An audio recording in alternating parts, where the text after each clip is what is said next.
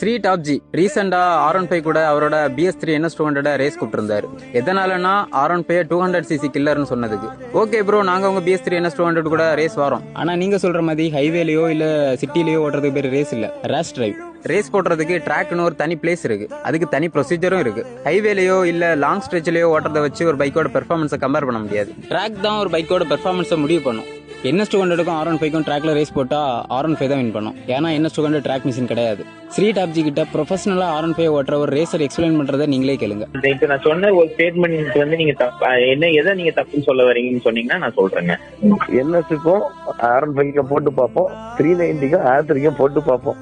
இது வரைக்கும் நான் எவ்வளவோ நாள் கூப்பிட்டு இருக்கேன், ஒருத்தன் கூட வரைக்கும் வரல. நீங்க ஒரு வீடியோ போட்டீங்க. நான் என்ன சொல்றேன், BS3க்கும் R15 வெர்ஷன் 3க்கும் ட்ராக்ல நீங்க ஓட்டுனீங்கன்னா R15 வெர்ஷன் 3 ஈஸியா போயிட்டே இருக்குங்கிறேன். அதான் ப்ரோ, நான் பார்த்த வரைக்கும் NSோட பெர்ஃபார்மன்ஸ் ட்ராக்ல பண்றாங்க, பிலிப்பைன்ஸ்ல பண்ணாங்க, அதோட பெர்ஃபார்மன்ஸ் வேற மாதிரி இருந்தது BS3ன்னு சொல்றது. நான் என்ன சொல்றேன்னா, நீங்க 2008ல இருந்து பைக் ஃபீல்ட்ல இருக்கீங்க, நீங்க வீடியோஸ்ல பாத்துருக்கீங்க. நான் அப்படின்னா நான் பிராக்டிகலாவே பண்ணிக்கிட்டு இருக்கேன். ஓப்பன் சேலஞ்சுன்னு போட்டுக்கு நான் சொல்றேன்.